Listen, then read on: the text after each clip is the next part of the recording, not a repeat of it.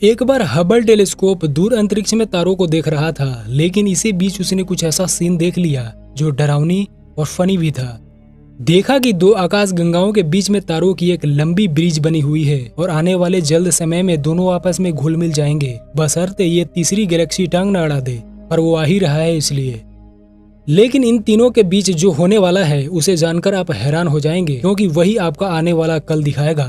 तो बने रहिए हमारे साथ।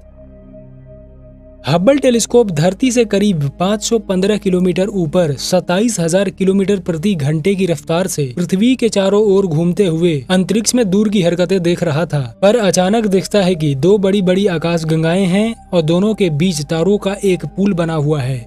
ऐसा लग रहा था जैसे वे पुराने बिछड़े हुए दोस्त हैं, पर हमारे जैसे नहीं। इनका उठना बैठना बड़े लोगों के साथ रहता है। अगर मैं सच में बोलूं तो इसे ही बोलते हैं आजा ले चले तारों के शहर में।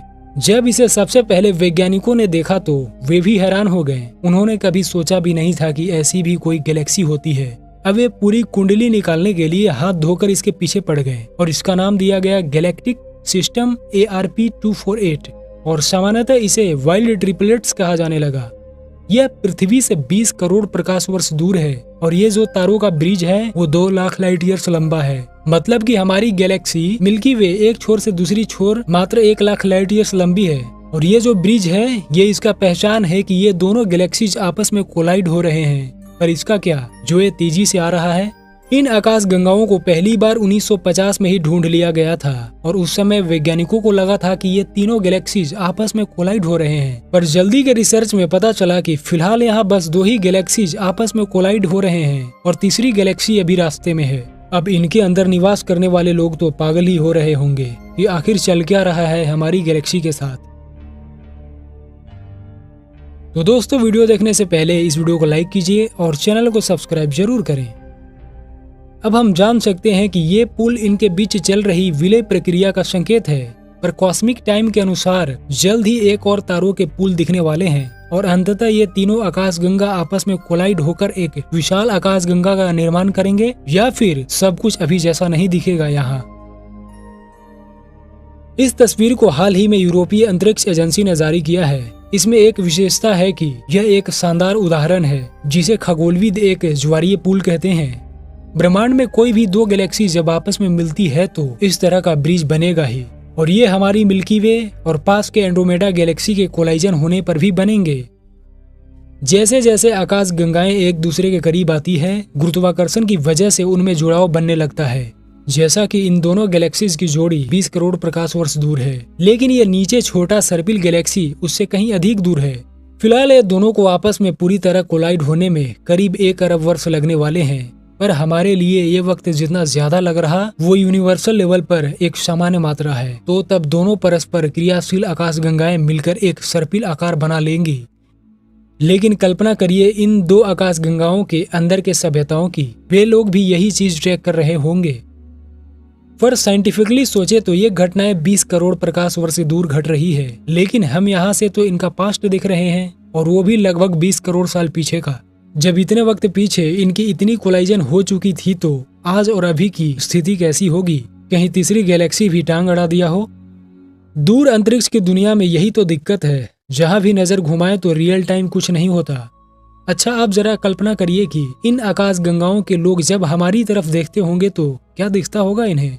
यही कि पृथ्वी पर कोई गांव या बस्ती नहीं है, बल्कि इतने महाद्वीप भी नहीं है जितने आज हैं, बस एक ही है। वे जो अंतरिक्ष में समय का फासला है, इसका हल क्या है। क्या हम ऐसे ही खगोलीय पिंडों का पास्ट देखते रहेंगे या कुछ ऐसा करेंगे जिससे इन समय के फासला कम हो। अगर आपसे कहूं कि ये दोनों मिल जाते हैं और तुरंत बाद कैसे दिखेंगे, तो एक और घटना हमसे करीब 23 करोड़ लाइट ईयर्स दूर घटी है। ये हरक्यूलस के तारामंडल में स्थित NGC 6052 टकराने वाली आकाश गंगाओं की एक जोड़ी है। वास्तव में यहाँ 2 आकाश गंगाएं एक दूसरे से कोलाइड हो चुके हैं और इनकी ये शेप इसी कारण है। पर धीरे धीरे ये एक बड़ी स्पाइरल आकार ले लेंगे। इसे पहली बार 1784 में विलियम्स हर्शल द्वारा खोजा गया था। तो वैज्ञानिक इसी से ऑब्जर्व कर रहे हैं कि जब ये दोनों कोलाइड होंगे उसके तुरंत बाद कुछ ऐसे दिखेंगे ये। यहाँ तक कि मिल्की वे और एंड्रोमेडा के कोलाइजन पर भी यही दृश्य होगा। अनुमान है कि मिल्की वे और एंड्रोमेडा करीब 4.5 अरब वर्षों में कोलाइड हो जाएंगे। और अगर यही डर है कि तब हमारी पृथ्वी और हमारा सूर्य का क्या होगा, तो डरने की कोई बात नहीं दोस्तों। पर यह संभावना है कि सूर्य हमारी आकाशगंगा के एक नए क्षेत्र में फेंक दिया जाएगा, लेकिन हमारी पृथ्वी और हमारा सौरमंडल का नष्ट होने का कोई खतरा नहीं है। तो अगर उस वक्त तक लोग धरती पर एग्जिस्ट कर पाते हैं, तो जिस तरह आज हम रह रहे हैं उस तरह तब भी लोग रहेंगे। ये सब बड़े स्केल पर होने से छोटी छोटी चीजों का उतना प्रभाव नहीं पड़ता। जैसे अगर हमारा ब्रह्मांड किसी दूसरे ब्रह्मांड से कोलाइड होता है तो हमें कोई प्रभाव नहीं पड़ने वाला है। तो इसी तरह इन वाइल्ड ट्रिपलेट्स गैलेक्सीज के लोग भी कुरकुरे खाते हुए बस नजारों का आनंद उठाएंगे।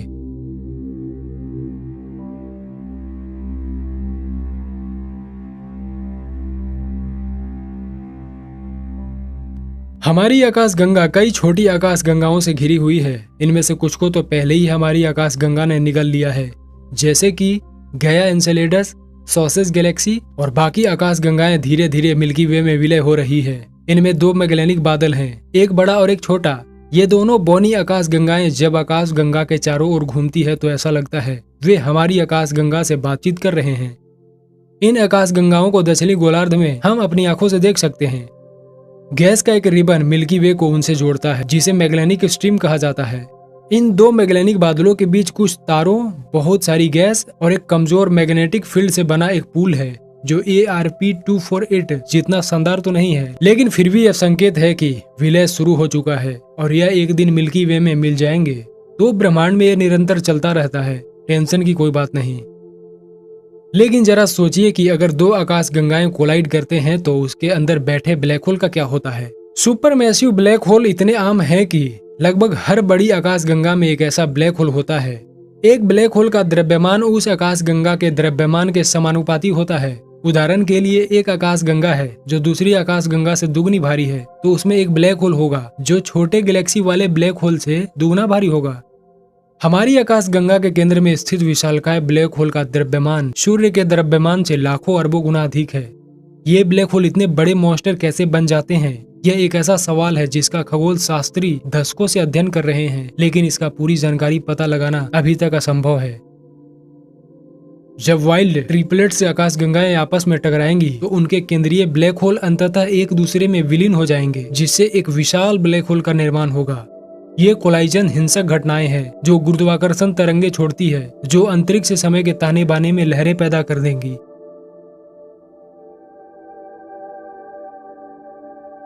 ALMA यानी अटाकामा लार्ज मिलीमीटर एरे उत्तरी चिली के अटाकामा रेगिस्तान में 66 रेडियो दूरबीनों का एक संग्रह है।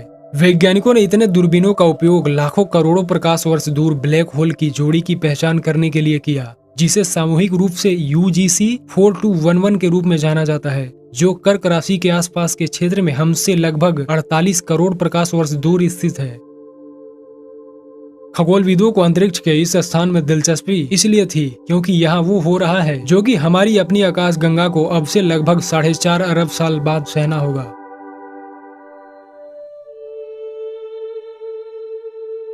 ये 2 दूर की आकाशगंगाएं पहले ही एक साथ आ चुकी है और उन्होंने इस कोलाइजन प्रक्रिया में थोड़ी गड़बड़ी की है।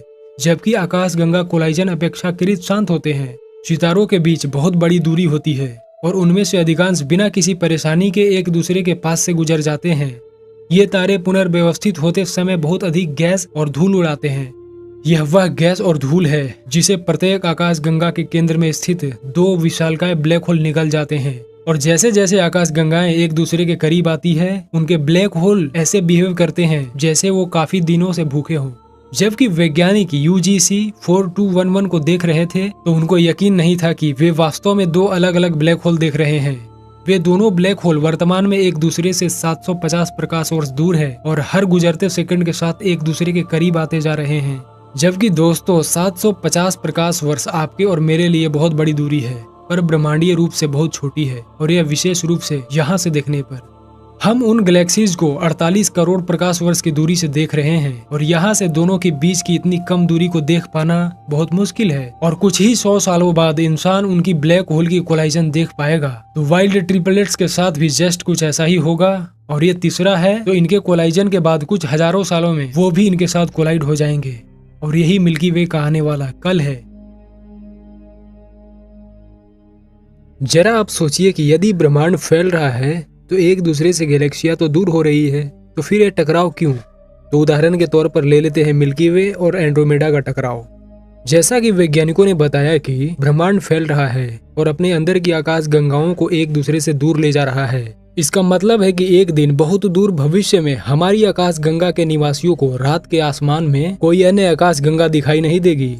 हालांकि इसका मतलब यह नहीं है कि एक दूसरे के निकट स्थित आकाश गंगाएं आपस में परस्पर क्रिया नहीं करती। जिस तरह पृथ्वी का गुरुत्वाकर्षण पास के किसी क्षुद्र ग्रह को खींच सकता है जिससे वह हमारे ग्रह से टकरा सकता है, उसी तरह एंड्रोमेडा और मिल्की वे आकाश गंगाएं गुरुत्वाकर्षण के कारण एक दूसरे से संपर्क करती है। इसके परिणाम स्वरूप दोनों आकाश गंगाएं लगभग 47 मील प्रति सेकंड, लगभग 60 किलोमीटर प्रति सेकंड की दर से एक दूसरे की ओर आ रही है। चूंकि एंड्रोमेडा 25 लाख प्रकाश वर्ष दूर है, तो ये आकाश गंगा का टकराव 4.5 अरब साल बाद होगी। और शुक्र है कि तारों के बीच की दूरी इतनी अधिक है कि किसी भी चीज के वास्तव में टकराने की संभावना नहीं है, लेकिन कोलाइजन आकाश गंगा के अंदर प्रत्येक तारों के पथ को बदल देगा। जैसा कि पता चला है, इस साल की शुरुआत में द एस्ट्रोफिजिकल जर्नल में प्रकाशित एक पेपर के अनुसार मिल्की वे हेलो का अधिकांश हिस्सा अनेक पूर्वज आकाश गंगाओं के कोलाइजन से बना था।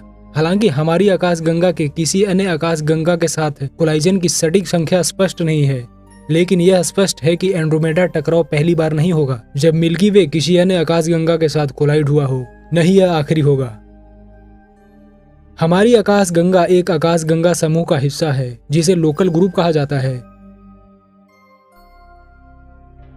एक दिन लगभग 100 आकाश गंगाओं का यह संग्रह एक साथ मिल सकता है, और इस बात के भी सबूत हैं कि स्थानीय समूह यानी लोकल ग्रुप खुद ही सबसे नजदीकी बड़ी आकाश गंगा का समूह कन्या समूह के साथ मिल सकता है।